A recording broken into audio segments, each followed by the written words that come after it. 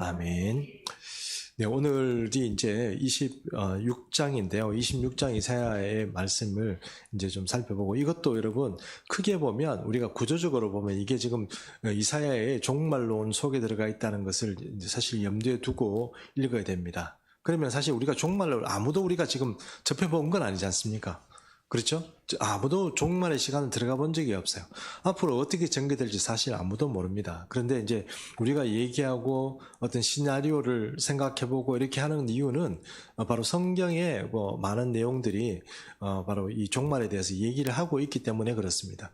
우리가 점검을 해야 될 건 뭐냐면은, 그러면 성경의 이야기들이, 종말에 대해서 하는 이야기들이 얼마나 일관성을 가지고 있는가 하는 것을 잘 점검해 봐야 됩니다. 일관성이 있어야 됩니다. 만약에 일관성 없이 어디 한 군데서 그걸 가져온다 이러면 좀 문제가 있을 소지가 굉장히 많습니다.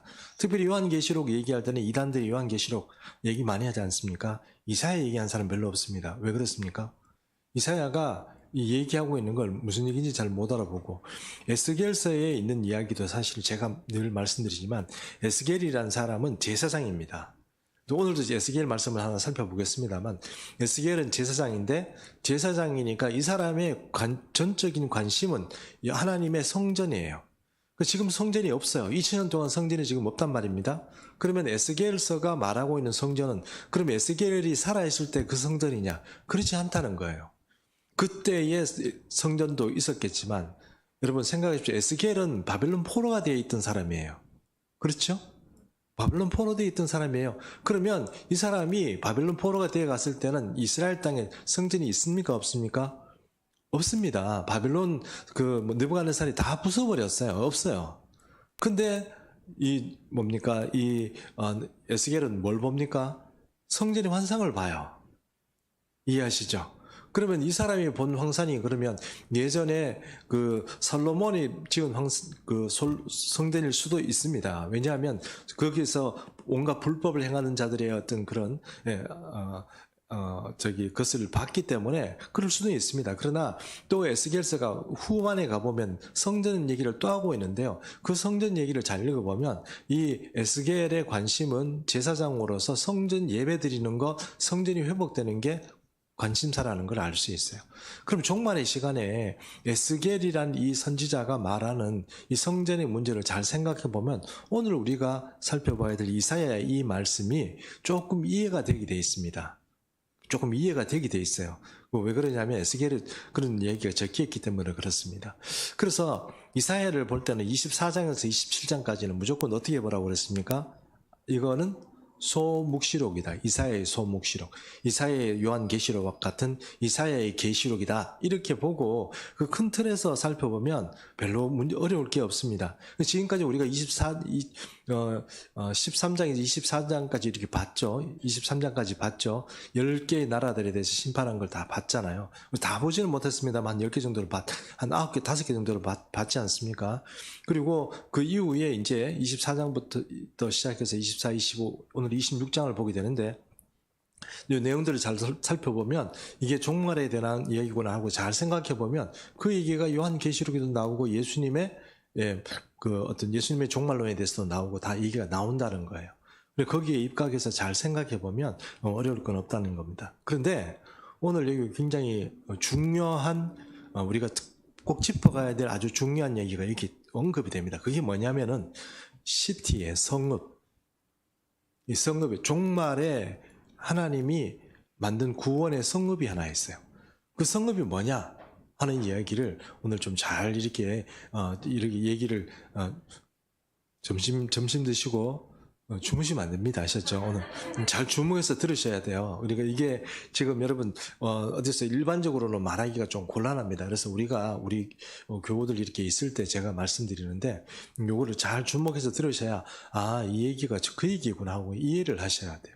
그래서 오늘 에스겔 이야기, 이사야 얘기, 요한계시록 얘기하고 이렇게 같이 다 연결시켜서 제가 말씀드릴 테니까 오늘 이 성읍이란 게 뭔지 하는 이야기를 잘 이해하셨으면 좋겠습니다. 자, 그럼 1절부터 한번 보겠습니다. 1절 말씀부터 제가 한번 읽어볼게요. 그날에 유다 땅에서 이 노래를 부르리라 이랬습니다. 유다 땅에서 이 노래를 부른다고 그랬죠. 유다 땅에서요. 유다 땅에서 노래를 부른다는 뜻은 무슨 뜻입니까? 유다 땅에서 노래를 부른다. 이게 무슨 뜻이죠? 전 세계에서 유다 땅이 딴 또 있습니까? 없잖아요. 유다 땅이라는 뜻이에요. 그러니까 예루살렘을 위시한 이스라엘 땅이라고 보셔야 됩니다. 이게 종말론의 얘기입니다. 그래 종말론 이야기니까 유다 땅이라고 얘기하면 아 이스라엘 땅에 뭔가 있겠구나. 근데 그게 뭐가 있냐면 성읍이 하나 있다는 거예요. 하나님께서 특별히 세우는 구원의 성읍이 하나 있다 하는 것입니다. 그때 너희가 이제 이런 노래를 부르게 된다는 거예요. 그런 노래를 부르게 된다. 우리에게 어떤 하나 성읍이 하나 있다는 것인데 경관 성읍이 있으며 여호와께서 구원을 성벽과 외벽으로 삼으시리로다. 이렇게 여호와께서 구원의 어떤 방책이 되어 주시는 그런 성이 하나 있다는 거예요. 도시가 하나 생긴다는 뜻입니다. 여러분 우리는 이제 성읍이라고 생각하면 우리는 왜 성읍이라고 생각하냐면 성안이란 뜻이잖아요. 근데 이제 우리나라에도 보면 여러분 이렇게 뭐 우리 나간읍성 뭐 이런 거 있지 않습니까? 혹시 가보셨나 모르겠습니다. 나간읍성 이런 데 보면 저 전라도 땅에 저는 이 성읍이라는 개념을 잘 몰랐어요. 그냥 외군들이 쳐들어오면 그냥 그 성 이렇게 있으면서 뭐 지키는 그런 군대 기지처럼만 생각했는데 그게 아니고 어떻습니까? 하나의 도시죠. 도시입니다, 도시. 그 안에 그 성벽을 중심으로 해서 도시가 그 안에 형성이 되어 있어요. 사람들이 생활을 거기서 합니다. 그리고 밖에 나가서 농사 짓다가 무슨 문제 생기고 이러면 다 이렇게 성 안에 들어와서 살게 되거든요. 집도 그 안에 있고 이렇습니다. 군인들도 거기 있겠지만 일반인들도 거기 사는 거죠. 그래 보니까 저도 나간읍성하고 몇 군데 이렇게 성을 우리나라에 있는 읍성을 몇 군데 가보니까 왜 옛날에 읍성이라고 그러는지 알겠더라고요. 성들이 이렇게 다 돼 있더라고요. 이렇게 외벽적으로 안에는 마을들이 있고 이렇게 돼 있는 관아도 있고 이렇게 돼 있더라고요. 아 그렇구나 하는 거예요. 똑같은 거예요. 그러면 하나님께서 말씀하시는 시티 이렇게 얘기하면 이렇게 얘기하면 예루살렘도 마찬가지고요. 예루살렘도 옛날에 어떻게 돼 있었습니까? 예루살렘에 성벽이 있었잖아요. 그렇죠? 똑같은 거예요. 그러면 하나님께서 말씀하시는 이 유다 땅에 있는 하나님께서 구원을라는 것으로 구원의 성을 하나 씌우시는데 그 성이 어떻게 되어 있느냐? 그 성이 바로 이제 이 성이 테두리가 되어 있는 그런 어떤 성이 하나 도시가 하나 생긴다 하는 것입니다. 이 도시는 지금까지 있었을까요? 없었을까요? 당연히 없죠. 목사님 예루살렘 얘기하는 거예요? 예루살렘을 얘기할 수도 있지만 그것이 예루살렘이라고 얘기하기는 좀 곤란한데 왜냐하면 제가 오늘 성경 말씀을 잘 이렇게 제가 찾아서 제가 한번 이렇게 한번 연구를 해보면 예루살렘이라고 얘기하기는 조금 곤란하겠다 하는 생각이 드실 거예요. 그건 한번 살펴보도록 하겠습니다. 자 그러면 이렇게 쭉 넘어가서 여기 보면 그날에라고 되어 있죠. 여기 이제 히브리 말로 하면 바이옴이라고 그러는데요. 바이옴, 욤이란 말 자체가 날이란 뜻입니다. 바이옴 이렇게 그날에 이런 뜻은 이 하나님 성경에서 우리가 여호와의 날, 그날 뭐 이런 식으로 얘기하는 것이 대부분이 어디에 집중되어 있다고 말씀드렸습니까? 종말에 집중되어 있다고 그랬습니다. 그리고 새날 이렇게 얘기하는 거 새날 새노래 뭐 이런 식으로 나가는 새자 붙은 거 있죠. 그것도 여러분 내가 새 일을 행하리라 이렇게 얘기를 하면 우리는 그냥 그냥 새롭다 이 뜻만 생각하는데 그게 아니고 하나님께서 새롭다고 얘기하는 것은 항상 하나님이 완전히 이 세계가 이 세대가 가지고 있는 어떤 것들이 전부 다 바뀌는 어떤 그런 새로운 것들을 말하는 거예요. 그래서 이 그날에 얘기하면 그날은 바로 하나님께서 종말에 그러니까 하나님께서 이 땅의 어떤 것들을 완전히 바꾸고 새롭게 하나님께서 통치하시는 그날이다 이렇게 보셔야 될 것입니다. 그래서 이 날에 뭔가 유대 땅에 성읍이 하나 생기는데 우리에게 견고한 성읍이 있다고 그랬습니다. 자, 다시 한번 말씀드리지만 이 성읍은요, 종말의 시간에 생기는 성읍입니다. 하나님께서 세우는 성읍인데 지금까지 있었던 게 아니에요. 새로운 성읍입니다. 하나님이 세우시는데 두 번째, 이게 유다 땅에 있습니다. 유다 땅에. 유다 땅에 있다는 얘기는 뭡니까? 유다 땅에 있다는 얘기는 그러니까 이스라엘 땅에 있는 얘기인데 그러면 그 성읍에 누가 산다는 얘기죠? 이스라엘 백성들이 산다는 거예요. 이해하시죠? 그래서 하나님께서 이스라엘 백성들이 살 수 있는 그 땅을 지금 만든다는 뜻이에요. 그리고 이거는 사실 이사야만 가지고 보면 이해가 전혀 안 됩니다. 그게 무슨 뜻인지 잘 이해가 안 가요. 그 에스겔서를 제가 조금 이따 나중에 설명을 드릴게요. 그러면 들어보시면 그 말이구나 하는 것을 알 수 있어요. 그래서 여기 보면은 이 말을 또 보통 일반적인 학자들은 주석이나 이런 거 제가 찾아보니까 어떻게 생각하냐면 요한계시록에 나오는 하나님께서 하는 천국의 종말의 시간에 이 천국에서 내려오는 새 예루살렘으로 알고 계시는 분들이 많이 계세요. 제가 한번 찾아볼게요. 요한계시록 21장 9절에서 11절까지 말씀 한번 보겠습니다.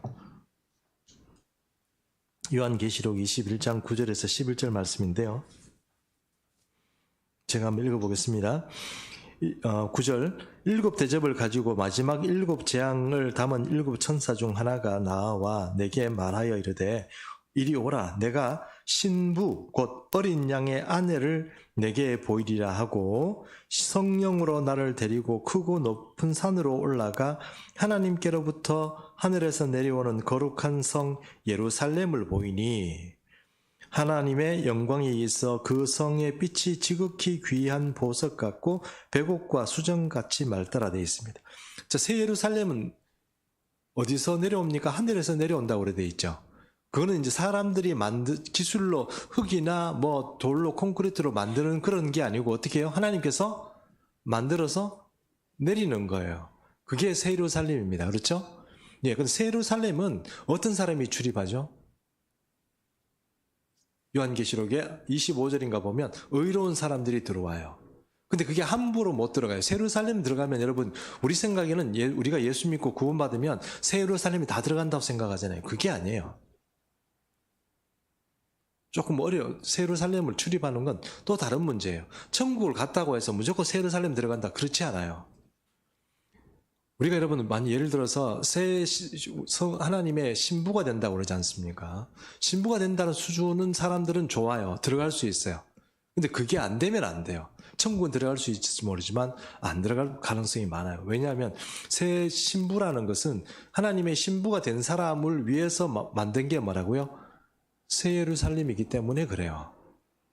그렇기 때문에 여러분 우리가 어떤 신앙의 수준을 사람들은 그 신앙의 수준이 뭐 다 너나 내나 같이 교회 다니고 예수 믿고 이러니까 그냥 우린 너도 내가 다 똑같다 생각하지만 그렇지 않아요. 하나님 보실 때는 완전히 수준이 틀려요. 그래서 하나님 보실 때 사실 우리가 하나님의 수준에 맞는 그런 사람이 신앙생활을 중요한 거지 내가 내 옆에 있는 사람보다 신앙생활 좀 잘하고 내가 내 옆에 있는 사람보다 뭘 좀 잘하는 거 그거 아무 소용없어요. 옆에 사람 미안하지만 50% 100%란 말도 있잖아요. 도토리? 기저귀도 있잖아요. 그래서 옆에 있는 사람 보고 나는 쟤보다는 나 이렇게 자꾸 기뻐할 일이 아니라니까요. 그러니까 우리는 누구한테 맞춰야 돼요? 하나님께 맞춰야 돼요. 진짜 하나님께 눈에 쏙 들고 마음에 드는 그런 사람이 돼야 된다는 것입니다. 제가 궤변을 얘기하는 것 같지만 그렇지 않다는 거 여러분 꼭 이해를 해주셨으면 좋겠어요. 자, 그 다음에 성경에 얼마든지 그런 증거가들이 많이 있기 때문에 그렇습니다. 자, 어쨌든 새 예루살렘이 이렇게 얘기가 내려왔어요. 그러면 지금 이사야가 말하는 이 성읍하고 새 예루살렘하고 같은 성읍일까요? 그럴까요? 그럴 것처럼 보이잖아요. 그러니까 주석에도 전부 다 그게 다 같다고 이렇게 막 얘기를 막 하잖아요. 근데 사실 그렇지 않습니다. 틀립니다. 왜냐하면 시나리오상 새 예루살렘은 모든 게 끝이 나는 거예요. 그럼 여러분 이사야서의 말씀에 잘 읽어보시면 우리 26장의 말씀을 잘 읽어보시면 단락이 언제 끊느냐면 10절에서 끝이 나요. 몇 절? 10절에서 끝이 나요. 그러면 11절부터 시작해서 저 밑으로 내려오는 것들은 똑같은 종말에 대해서 얘기하는데 이 하나님이 말하는 새 성읍이 있는 그 이야기가 아닌 다른 얘기예요. 그럼 성읍 밖에 있는 나라들을 하나님께서 어떻게 혼을 내는지 그런 얘기가 나와요. 이해하시죠? 그러면 안에 있는 성읍은 하나님께서 보호하시고 특별한 어떤 소유를 삼으시지만 그 성읍의 바깥에 있는 세상에 대해서는 하나님께서 어떻게 해요? 높은 성읍들을 무너뜨리고 혼내고 이렇게 한다 하는 것이 뭐예요? 또 26장에 그 11절부터 쭉 나오는 내용이란 말입니다. 그럼 여러분 새 예루살렘이 왔다는 얘기는 이 세상의 모든 게 종결돼요. 종결된다는 얘기는 새 예루살렘이 오기 전에 어떤 일이 벌어지냐면 우리가 흔히 알고 있는 예수 그리스도의 심판대 앞에 사람들이 다 서게 되어 있어요. 그러면 그때는 사는 사람이나 죽은 사람이나 다 어떻게 부활 다 해가지고 그렇죠. 천국 갈 사람 천국 가고 지옥 갈 사람 지옥 가는 그 이후에 벌어지는 일이 바로 새 예루살렘이 하늘에서 내려오는 일이거든요. 그러면 이게 바로 역사적인 종말인데 지금 갑자기 또 막 그렇게 어떤 하나님께서 특별한 그 보호를 삼으시고 어떤 사람들은 혼내고 어떤 나라들은 그 높은 산이라고 하면 나라를 상징하거든요. 아니면 또 종교를 상징하기도 하고 그런 것들은 무너뜨리고 그렇게 할 필요가 없는 거예요. 그게 말이 안 되는 거예요. 시기가 안 맞다는 이 말입니다. 그래서 요한계시록에서 말하는 새하늘과 새 땅의 시대에 있는 새 예루살렘은 지금 이사야가 말하고 있는 시대가 아니에요. 그러면 하나님, 목사님, 그러면 이사야가 말하고 있는 그 성읍이라는 게 뭐예요? 그 얘기를 이제 조금 이따가 하겠습니다. 지금 얘기하면 너무 재미가 없잖아요. 그리고 여러분, 그 얘기 다 듣고 주무시면 안 되잖아요. 조금 참으시고, 우리 긴장을 늦추지 말고 끝까지 갑니다. 자, 계속 갑니다. 자, 구원을 성벽과 외벽으로 삼으시로다 이랬는데 저는 외벽이란 말 우리나라로 이렇게 해석을 했는데 외벽이란 말이 뭔지 잘 몰랐어요. 그런데 이게 어떤 거냐면은 이 망루하고는 조금 틀리고 보루라고 그러더라고요. 보루. 보루 혹시 아십니까? 담배 한 보루 뭐 이런 뜻이 아니고요.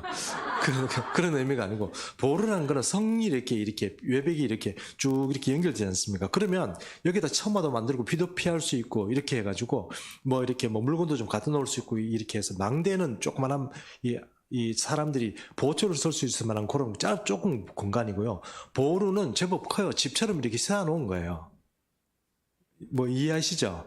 예, 그래가지고 이렇게 성벽이 쭉 있으면 성벽에는 여러분 노출돼 있잖아요, 전부. 근데 이제 비 오면 이렇게 딱 뭐 이렇게 막아가지고 그 다음에 뭐 이렇게 보관하고 군대도 뭐 이렇게 뭐 회의도 할 수 있고 이런 어떤 공간들이 보루가 집을 이렇게 딱 이렇게 가다 보면 또 지어놓고 이렇게 해놨단 말입니다. 그걸 보루라고 그래요. 여기 성경에서 뭐라고 하냐면 외벽이라고 되어 있어요, 그것을. 그래서 성벽과 외벽 이렇게 얘기하면 외벽이 바로 보루구나 하는 것을 알 수 있다는 거죠. 우리 최후의 보루다 이러면 뭡니까? 뭐 밀려나가지고 끝에서 마지막으로 버티는 그런 장소로서 쓰는 말이잖아요. 네, 그 말이 바로 여기서 나와 있습니다. 그래서 하나님께서는 구원을 성벽과 보루로 삼는다 이런 표현이고 결국은 하나님께서 특별히 보호하시는 그런 구역이다 하는 것을 알 수 있습니다. 그래서 26장 2절은 보십시오. 너희는 문을 열고 시인을 지키는 의로운 나라가 들어오게 할지어다 이렇게 되어 있습니다. 너희는 누구죠? 너희는 문을 열라고 그랬는데 너희는 누구를 말합니까? 그 안에 사는 사람이겠죠.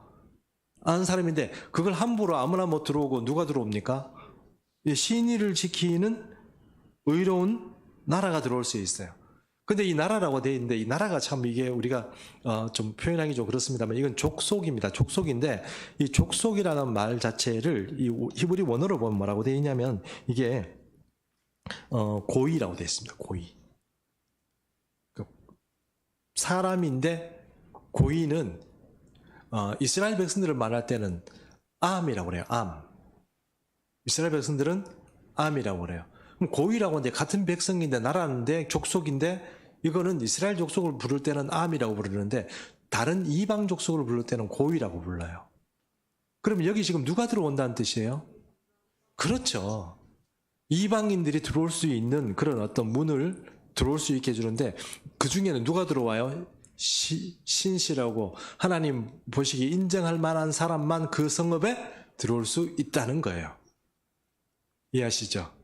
자, 그러면 이제 조금 이따가 말씀을 계속 보겠습니다만 여기에 그런 사람들이 들어올 수 있는 이방인이 들어올 수 있다는 거예요. 그래서 이사야가 제가 지지난주에쯤에 또 말씀드린 것처럼 이사야는 벌써 이 식견 자체가 히브리 민족이 정통적으로 가지고 있는 식견을 뛰어넘은 사람이에요. 히브리 민족들이 가지고 있는 일반적인 성격은 뭐예요? 우리는 하나님의 선택받은 고귀한 민족이고 너희는 돼지떼처럼 혹은 개처럼 취급받아야 될 그런 구원받지 못할 사람이다. 이런 식으로 얘기했지만 이 이사야는 여러분 이방인 중에 하나님을 신실히 의지하고 하나님을 찾는 자에게 희망을 주고 어떤 선교적인 그런 어떤 메시지를 전해주는 사람이 이사야예요. 그 이사야는 어떻게 얘기합니까? 나중에 성읍이 생기는데 그것은 유대 땅에 생겨 하나님께서 특별한 소유를 삼고 도시를 하나 만드는데 거기에는 유대 사람들이 있겠지만 출입할 때 이방인들이 들어갈 수 있다는 거예요. 그 얘기를 지금 하는 겁니다. 그리고 26장 3절 보겠습니다. 주께서 심지가 견고한 자를 평강하고 평강하도록 지키시리니 이는 그가 주를 신뢰함이니이다. 이렇게 되어 있습니다. 그러면 그 들어갔다 나왔다 하는 사람이 누구라는 말이에요? 좀 신실한 사람, 그리고 신뢰하면 주님께서 하는 사람이란 뜻이에요. 여기 평강하고 평강하다 이런 말하잖아요. 근데 히브리 원어로 보면 정말 이 히브리 말은 저도 쓸 수 있어요. 샬롬 샬롬 이 두 개 합쳐놨어요. 그러니까 더블로 돼 있죠. 그러니까 신실하고 신실하다, 이렇게 평화롭고 평화롭다 이렇게 돼 있어요. 샬롬 샬롬 말 한 번 하면 평화롭다 이런 뜻이고, 두 개를 붙이면 강조기 때문에 평화롭고 평화롭다 이런 식으로 지금 돼 있는 거예요. 그게 누구에게요? 거기에 성읍 안에 사는 사람들에게도 속하겠지만 또 신실하게 하나님의 그런 그 견고한 신을 가지고 있는 이방인에게도 하나님은 평강을 주시는 분이다, 이런 식으로 지금 이것이 표현되어 있는 것입니다. 자, 4절 한번 보겠습니다. 너희는 여호와를 영원히 신뢰하라. 주 여호와는 영원한 반석이시므로다. 이 하나님께서 시편 말씀이나 여러 말씀을 통해서 하나님은 우리의 반석이라는 그런 말씀들을 자주 하고 있지 않습니까? 우리 하나님은 약속을 분명히 지키십니다. 우리가 종말론에 대해서 우리가 한 번도 사실 종말의 시간을 우리가 가본 적이 없어요. 역사상 우리가 지금 옛날에 예수님 때나 아니면은 우리가 지나온 시절은 우리가 역사적으로 다 확인을 했고 우리가 그것을 알 수 있기 때문에 다 이해는 하지만 종말의 이야기는 사실 아무나 아는 사람이 없어요. 경험해 보지 못한 세계예요. 그런데 그 종말에 대해서 성경은 굉장히 많은 예언을 하고 있습니다. 근데 그 예언을 하고 계시는 하나님은 매우 신실하신 분이고 확실하신 분이에요. 말씀대로 되는 거예요. 그러므로 우리가 이게 지금 될까 안 될까 그런 고민을 우리가 할 필요는 없어요. 그게 만약에 그렇게 된다고 하나님께서 그렇게 하신다고 그러면 그거 어떻게 이루어질까 하는 것을 기도하고 어떤 성령의 은혜 가운데서 잘 찾아가지고 내가 이해하는 게 중요하지 그런 건 없다 이렇게 얘기를 하면 곤란하겠죠. 그래서 종말의 이야기를 지금 오늘 이사야의 말씀을 통해서 우리가 한번 살펴보면서 이게 이렇게 된다는 거예요. 자, 확실히 돼요. 그런데 그게 뭐냐는 거예요. 이게 굉장히 중요한 얘기죠. 좀 성읍이 생기는데 그게 확실하게 생긴다는 건 알겠는데 그게 뭐냐는 거예요. 그게 어디 근거가 있고 어디 있냐는 거예요. 그래서 그 얘기를 하기 전에 에스겔 말씀이 이제 거기에 답이 나와 있는데 에스겔 말씀을 하기 전에 요 말씀을 하나 더 봤으면 좋겠습니다. 이사야 26장 9절하고 10절 말씀 제가 읽어보겠습니다. 밤에 내 영혼이 주를 사모하여 싸운즉 내 중심이 주를 간절히 구하오리니 이는 주께서 땅에서 심판하시는 때에 세계의 거민이 의를 배움이니이다. 자, 주님이 심판하실 때예요. 심판을 하셔요. 어느 때요? 성읍이 생겼을 때 심판을 하시죠. 하시는데 그 심판하시는 걸 통해서, 심판한다는 뜻은 여러분 무조건 데려부순다 생각하지 말고 재판한다 이렇게 생각하셔야 돼요. 이 다른 말로 하면요, 여호와께서 통치하실 때, 정치적으로 통치하실 때 이런 뜻으로 여러분 이해하시면 더 이해가 쉬우실 거예요. 자, 이 여호와께서 통치하실 때 그때 사람들이 뭘 배운다고요? 의를 배워요. 의를 배워요. 이게 하나님께서 이렇게 하는 게 하나님의 의구나. 하나님께서 이렇게 하면 이렇게 하는 거구나. 우리가 이렇게 살아야 되겠구나 하는 것을 배우는 게 요때란 말이에요. 그렇죠? 그런데 10절 말씀 보면 또 웃기는 일도 있어요.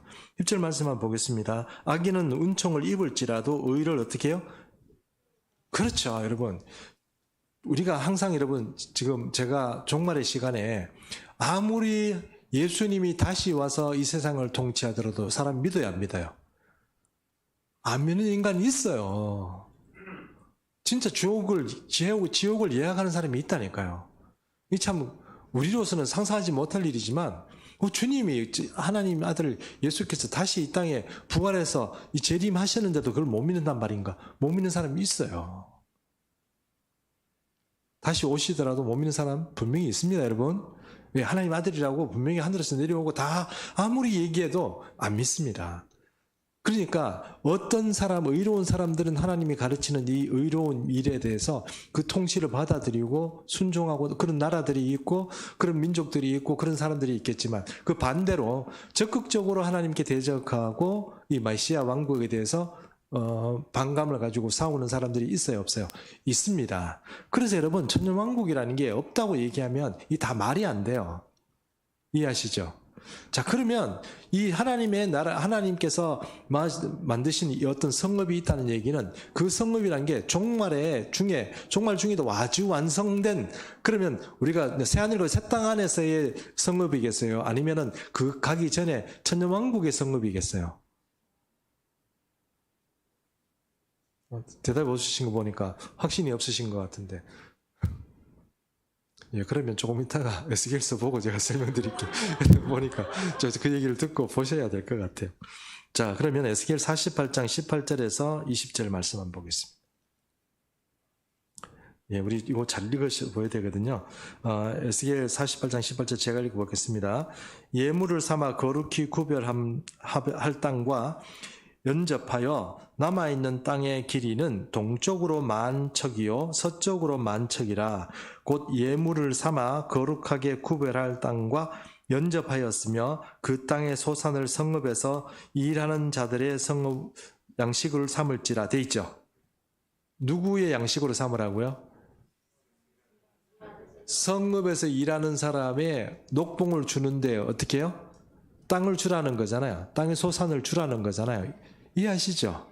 예, 그렇게 되어 있습니다. 그러면 뭔가 에스겔서에 보니까 뭔가 성읍이 하나 있는데 그 성읍이 있다는 거예요. 그리고 그 성읍 안에서 일하는 사람들이 있다는 거예요. 우리로 말하면 특별한 캐피털과 같은 어떤 그 도시인데 그 도시에서 일하는 사람들을 위해서 야훼께서 하나님께서 양식을 공급해서 먹고 살도록 만들어준 녹봉을 받도록 해준 어떤 도시가 있다는 거예요. 이게 에스겔서 이야기입니다. 이해하시죠? 에스겔서 이해입니다. 다음에 이스라엘 모든 지파 가운데에 그 성읍에서 일하는 자는 그 땅을 경작할지라 돼 있죠.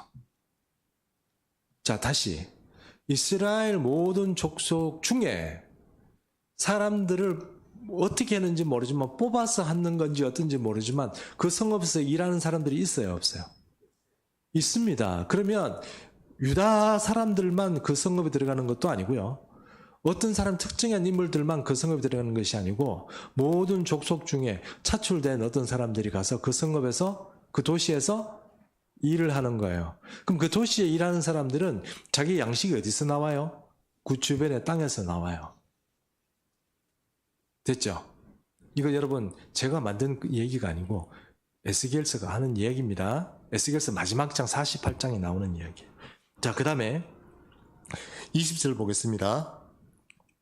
그런즉 예물로 드리는 땅의 합계는 길이도 25,000척이요 너비도 25,000척이라 너희가 거룩히 구별하여 드릴 땅은 성읍의 기지와 합하여 네모 반듯할 것이니라 이렇게 되어 있습니다. 되어 있죠? 자, 에스겔서 마지막 절에 보면 에스겔서 마지막 절이 몇 절이죠? 죄송합니다. 제가. 에스겔서 마지막 절 좀 띄워주십시오. 집사님, 죄송하습니다. 30절? 35절. 그러면 이대영 목사님께서 큰 소리로 한번 읽어주십시오. 그 사방의 합계는 18,000척이었으며 그 후로는 뭐라고 한다고요? 됐죠? 여호와 산마란 성읍이 있죠. 저는 옛날에 신학생이고 그 다음에 이 어떤 성경에 대해서 조금 이 지식이 부족할 때는 이 성읍이 성전이 있는 예루살렘 생각했었어요. 예루살렘이라고 생각했어요. 근데 에스겔서를 잘 살펴보면 하나님께서 마지막 시간에 이 성전 예루살렘이 아니고 특별한 도시를 하나 만드는구나 것을 알았는데 그 도시가 에스겔서에 보니까 자로잰 듯이 척수가 다 나와 있는 거예요. 이해하시죠? 자, 그러면 그거를요, 제가 찾다가 인터넷에서 가장 그래도 근접하게 그림을 만들어낸 그 그림이 있어요. 지금 그 이사야가 아니고 에스겔서 48장에서 말하는 그런 땅의 분배 이야기예요. 그 땅의 분배 얘기는 지금은 그렇게 안 돼 있는데 종말의 시간에 하나님께서 성전이 만들고 어떤 성읍 여호와 산마란 도시를 만들 때 그 땅의 구조가 어떻게 되어 있는지를 말하는 게 에스겔 48장이에요. 그럼 그거 한번 볼까요? 그림 한번 봅시다. 안 나타나네요.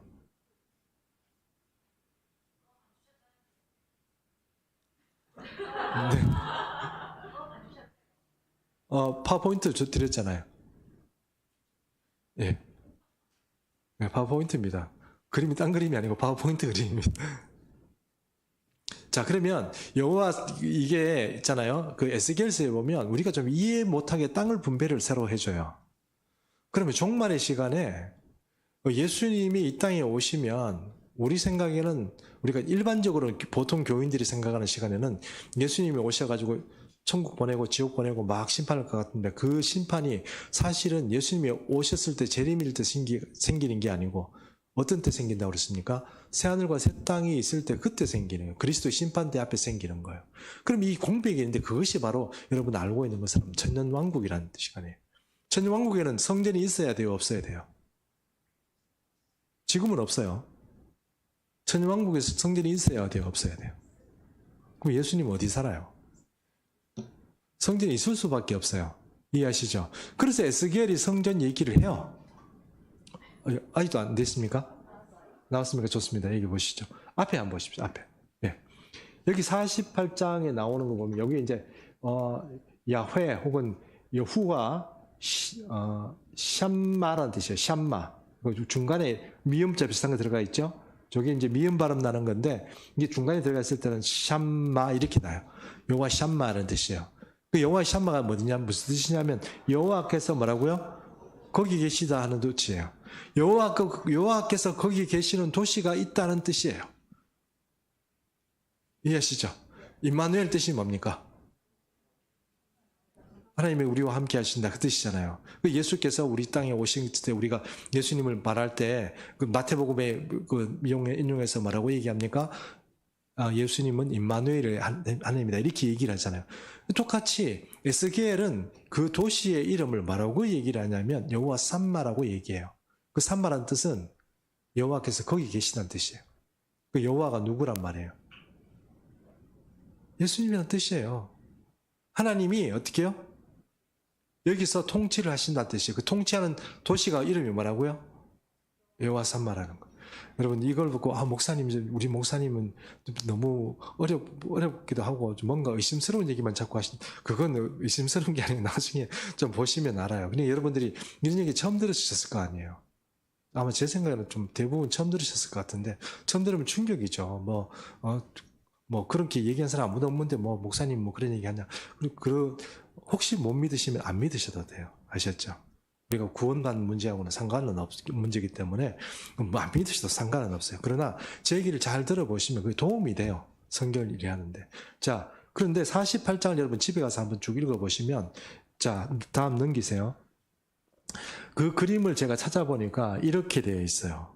이 그림을 잘 보시면 자, 여기 제가 가서 조금 가까이 가서 설명을 할게요. 네.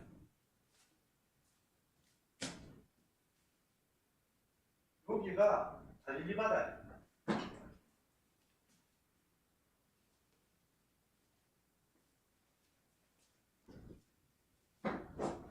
네. 여기가 조그만하게 보이시 잘 안 보이는데 갈릴리 바다예요. 그렇죠? 여기 지중해예요. 이거 우리 많이 보셨잖아요. 여기가 이제 사해고 이렇게 되어 있어요.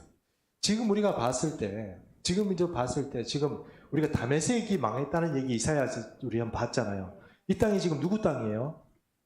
시리아 땅이잖아요. 그렇죠? 그러면 보십시오. 지금 하나님께서 아브라함에게도 약속하셨고 모세가 출애굽할 때도 약속하셨고 그리고 에스겔도 약속하는데 에스겔이 국가의 지경 그러니까 그 경계선을 다 말하고 있어요.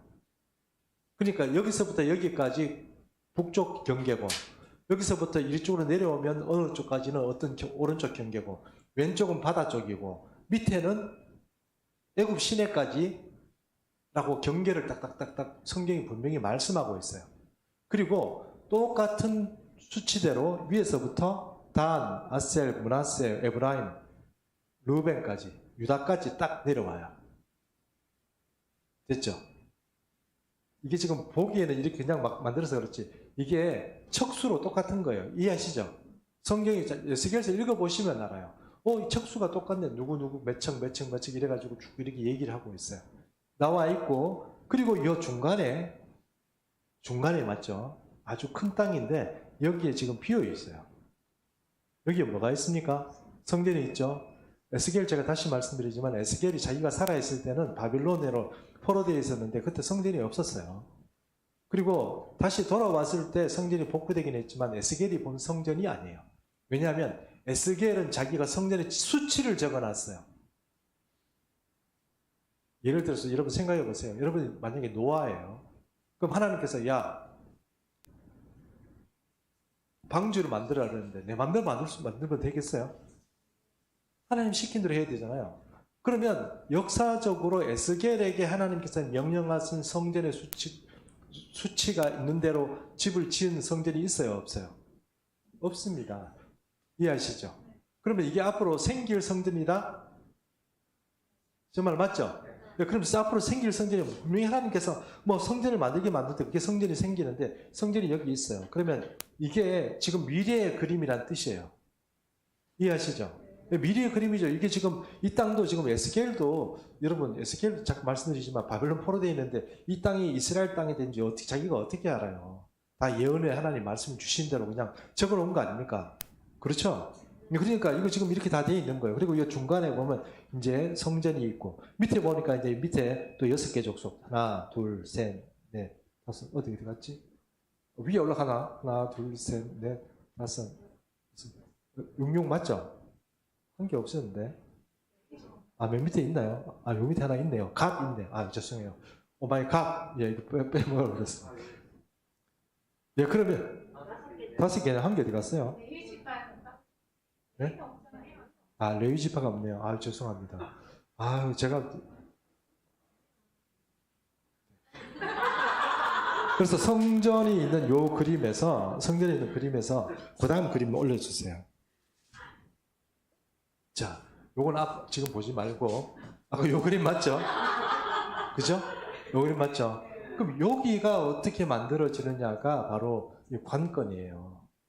왜냐하면 이 관건을 지금 그러니까 여기에 어떤 성읍이 만들어지느냐 하는 게 에스겔에 쓰여져 있어요. 이사야가 말하는 성읍은 새 예루살렘이 아니에요. 이거예요, 이거. 이거라고. 에스겔서에 쓰여져 있는 성읍 여호와 산마라고. 다시 말씀드립니다. 이사야 26장 1절에서 4절이 말하는 그 성읍이 에스겔서에는 뭐라고요? 여호와 산마라고. 그 뜻입니다. 자, 보세요. 그림이 어떻게 되어 있나. 성전이 여기 있죠. 그러면 여기 에스겔서의 말씀처럼 레위인을 위한 땅이 있고 여기도 보니까 사독 자손들을 위한 땅이 따로 있어요. 그러면 여기서 또 하나 여쭤볼게요. 여러분, 이스라엘 백성들이 만약에 성전을 만들고 제사장들을 키운다고 그러면 어떤 사람이 앞으로 제사장이 될까요?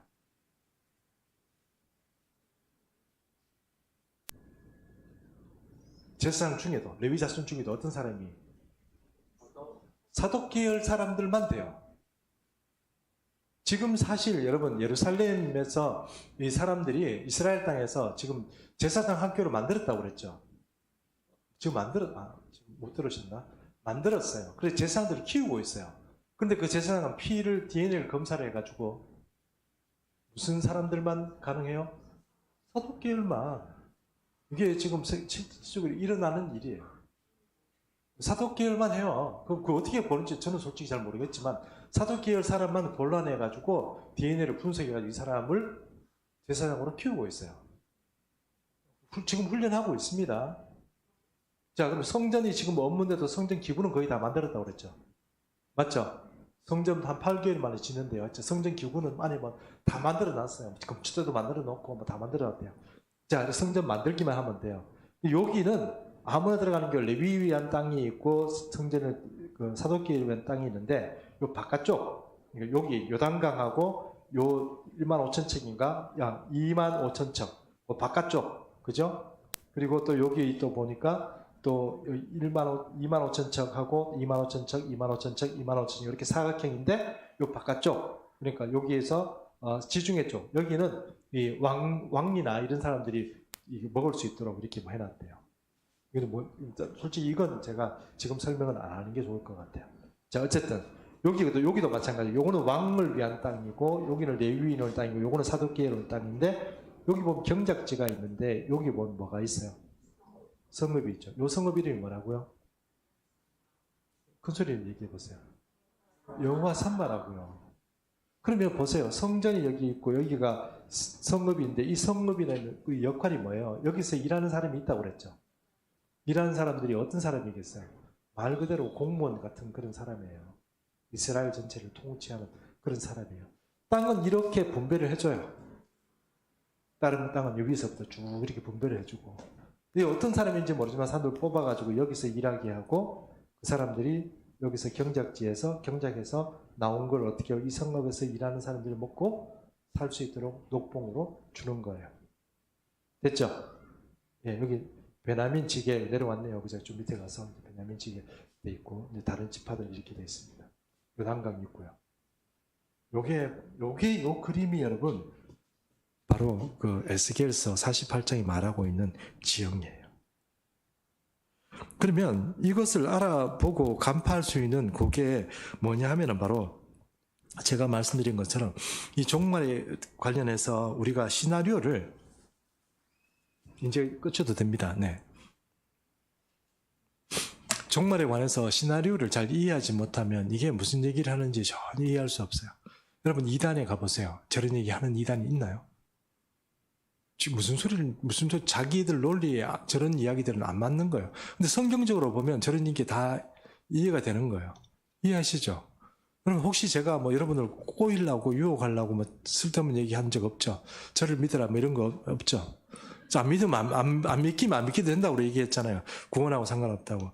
여러분, 성경이 말하고 있는 그런 세계들이 있습니다. 그러니까 그거를 우리가 아직 잘 마음이 머리에는 제가 얘기하는 게 이해가 돼요. 근데 마음에까지는 오는데도 좀 시간이 걸려요. 저도 말씀드렸잖아요. 한 최소 2년에서 10년은 걸린다고. 그렇지만 여러분 종말의 그림이 이렇습니다. 그리고 이사야를 읽을 때 이런 에스겔서의 어떤 그런 이게 설명의 이야기를 잘 이해하면서 읽으면 이사야가 읽혀지지만 안 그러면 이거 완전히 통째로 무슨 얘기인지 전혀 모르는 그런 이야기로 이해된다 하는 것입니다. 자, 키는 이렇습니다. 26장까지 24, 25, 26 이때까지는 전부 다 그것이 이사야의 종말론이고 그 종말에서 얘기하는 것은 분명히 성취됩니다. 그런데 그것이 어떤 식으로 성취되느냐 하는 것이 이 종말의 이야기 중에 우리가 새하늘과 새 땅에 대해서 굉장히 많은 이야기를 하는 것 같지만 성경은 예언서에서 새하늘과 새 땅에 대한 이야기를 별로 안 해요. 뭘 얘기를 많이 할까요? 천년왕국과 예수님이 이 땅에 재림해오서 만들어가는 그 땅에 대해서 얘기를 많이 한다고요. 근데 그 얘기를 모르면 우리가 알고 있는 진짜 천국, 그러니까 나중에 우리가 가야 될 이 새 예루살렘의 어떤 이야기들은 성경에 별로 안 나와 있어요. 특별히 구약 예언서에는. 그러면 많은 이야기들에 대해서 무슨 얘기인지 전혀 이해가 감이 안 온다 하는 뜻입니다. 자, 오늘 여기까지 하겠습니다. 제가 기도하겠습니다. 살아계신 하나님 아버지, 오늘 이 시간에도 함께 이사야의 말씀을